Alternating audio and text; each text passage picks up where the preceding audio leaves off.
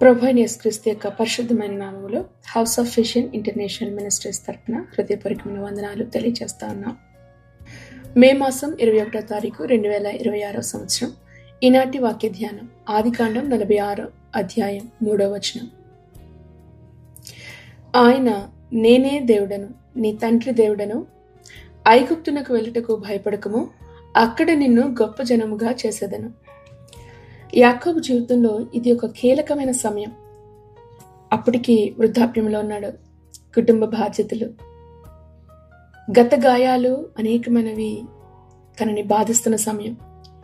భవిష్యత్తు మీద భయం, సందేహంతో నిలిచిపోయిన సమయం అని చెప్పచ్చు. ఆ సమయంలో నిజానికి కానాన్ను విడిచి ఐగుప్తుకు వెళ్ళడం అనేది యాకోబు జీవితంలో ఒక గొప్ప సవాలు.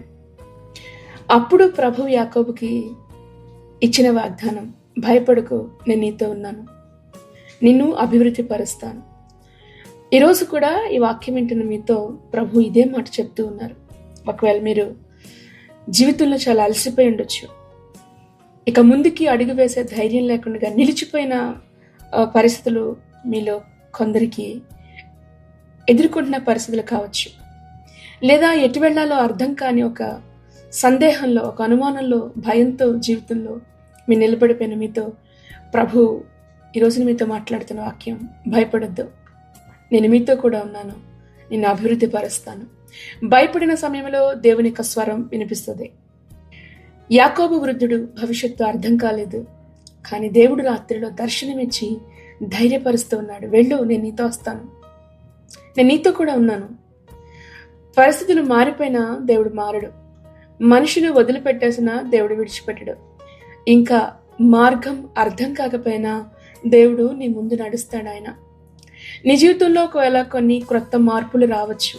విదేశీ ప్రయాణాలు, కుటుంబ సమస్యలు, ఆర్థికపరమైన కష్టాలు, ఇంతకు ముందు తెలియని కష్టాలు ఈ రోజున మీకు రావచ్చు. అయితే ప్రభు చెప్తున్న మాట ఏంటంటే, భయపడద్దు. యాకోబు మనసులో ఆ సమయంలో ఎన్నో ప్రశ్నలు ఉన్నాయి. కానాను వాగ్దాన దేశం కాదా? ఏంటి ఈ వయసులో ఇక్కడి నుంచి వెళ్ళమంటున్నాడేంటి? ఐగుప్తు పరాయి దేశం కదా, అక్కడికి వెళ్తే నా భవిష్యత్ ఏమవుతుందో? ఇటువంటి ప్రశ్నలు యాకోబు హృదయంలో ఉండుండొచ్చు.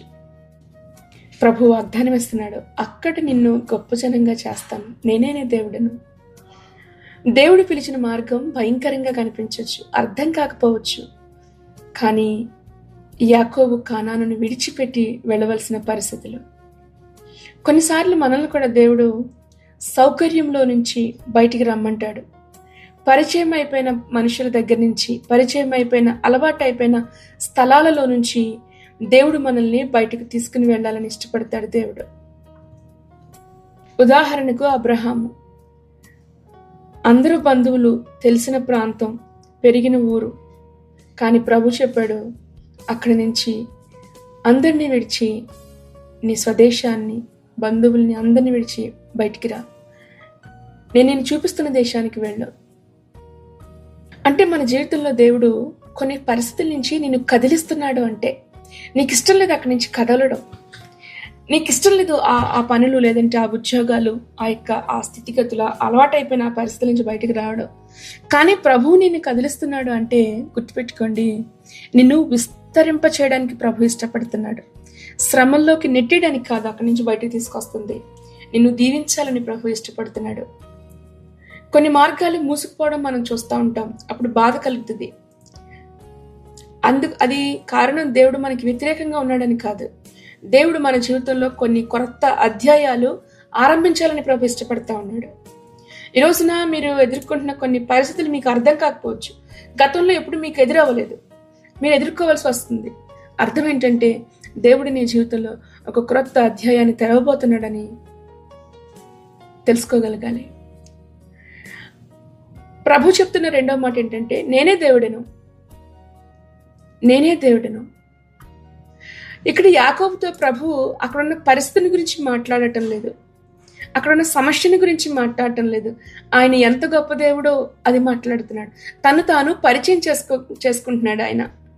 అంటే యాకోబుకున్న భయాలు అన్నింటికంటే కూడా దేవుడు గొప్పవాణ్ణి అని చూపిస్తున్నాడు అక్కడ.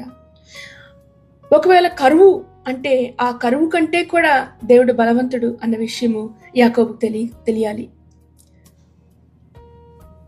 ఈ రోజున చాలా మంది ఈ రోజు గురించి భయపడరు. చాలా మంది రేపటి గురించి భయపడతారు, భవిష్యత్తు గురించి భయపడతారు. భవిష్యత్తులో లేదా రేపు లేకపోతే ఇంకో సంవత్సరం తర్వాత ఎలా ఉంటాయో పరిస్థితులు అని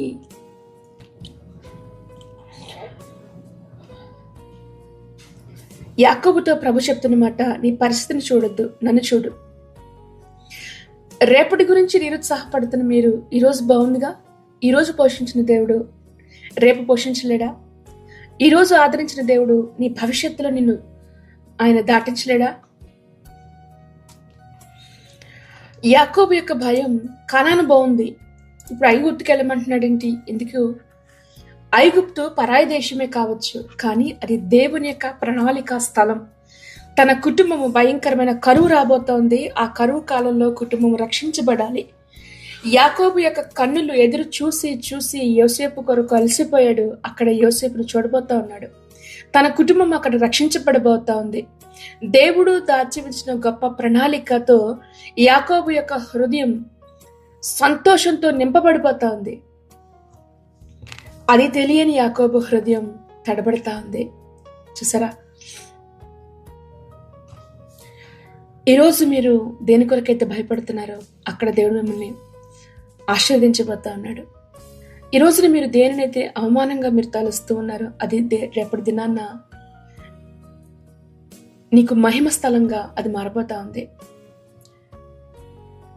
ఐగుప్తులో యాకోబు యొక్క కుటుంబం 70 మంది, చిన్న కుటుంబం. కానీ ఐగుప్తులో అది గొప్ప సమూహంగా మారబోతా ఉంది. అదొక జనాంగంగా మారిపోతుంది. శత్రువులు చూసి అసూయ పడేంతగా ఐగుప్తులో దేవుడు వారిని ఆశీర్వదించబోతా ఉన్నాడు. యెషయా గ్రంథం 60:22, వారిలో ఒంటరి అయిన వాడు 1000 మంది అవుతాడు. ఇప్పుడు యాకోబు ఒక్కడు వెళ్ళడానికి భయపడుతున్నాడు. అయితే అక్కడ వేల కొలదిగా విస్తరించబడిపోతా ఉన్నాడు. దేవుని యొక్క చేతిలోని భవిష్యత్తు అద్భుతంగా ఆయన తీర్చిదిద్దగలిగిన దేవుడు. భయపడిన యాకోబు యొక్క ఆశీర్వాదం ఇజ్రాయెల్గా మార్చబడ్డాడు. భయపడిన యాకోబు దేవుని మాట విన్నాడు, లోబడ్డాడు. ఈ రోజున ప్రభు మీతో మాట్లాడుతున్నాడు. చిన్న మంద భయపడద్దు, చిన్న మంద గనక భయపడద్దు, ఎందుకంటే నీకు ఇవ్వబడిన కృప అత్యధికమైనది. మీరు చిన్నవారి గనక దేవుని యొక్క కృప గొప్పగా పొందుకునే ధన్యత మనకి కలిగింది కనుక చిన్నవారు భయపడవలసిన పని లేదు. యాకోబు కొద్దిమంది అయ్యుండగా భయపడ్డాడు, అక్కడికి వెళ్ళి విస్తరించబడిపోతా ఉన్నాడు. ఈ రోజున దేవుని యొక్క మాట వినడానికి మీలో చాలా మంది భయంతో ఉన్నారేమో. జాగ్రత్త. నువ్వు భయపడితే దేవుని యొక్క పిలుపును నువ్వు కోల్పోతావు. నువ్వు అనుమానంతో అడుగు వేయలేకపోతే కనుక దేవుడు దాచి ఉంచిన ఆశీర్వాదాన్ని కోల్పోతారు. ఇక్కడే బాగుంది అన్న సౌకర్యంలో,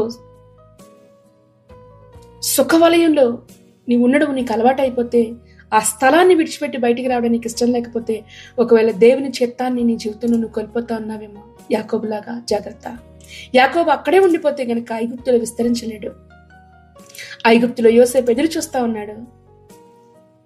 విశ్వాసంతో ముందు అడుగు వేసే వారికి దేవుడు గొప్ప కార్యాలు దేవుడు చేస్తాడు. వారిని గొప్పవారిగా దేవుడు తీర్చిదిద్దుతాడు. ప్రభు చెప్తున్న మాట ఏంటో తెలుసా?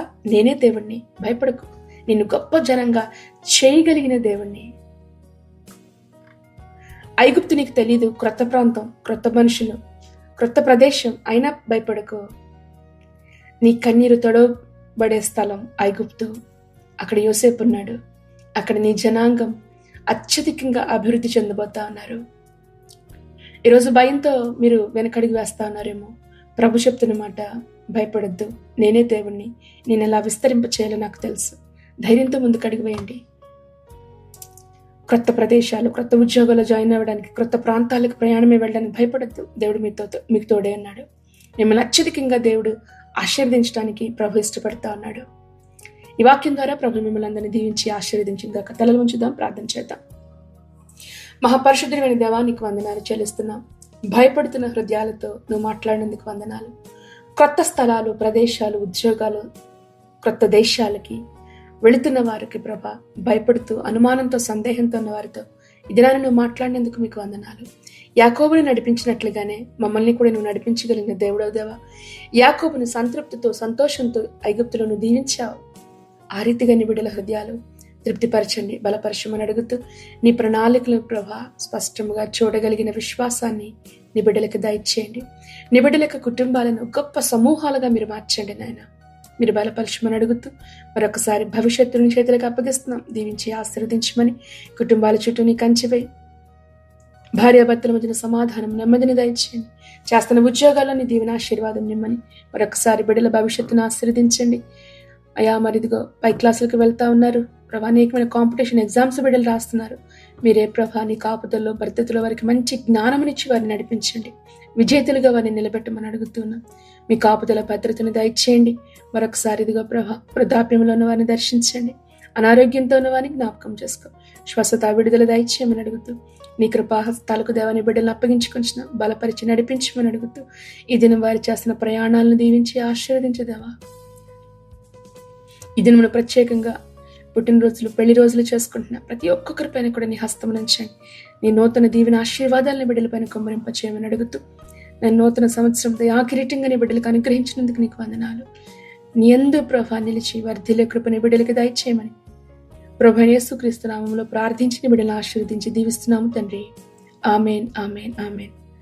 ప్రభు యేసుక్రీస్తు కృప మీ అందరికీ తోడయ్యండి నడిపించిన గాక. Amen, amen.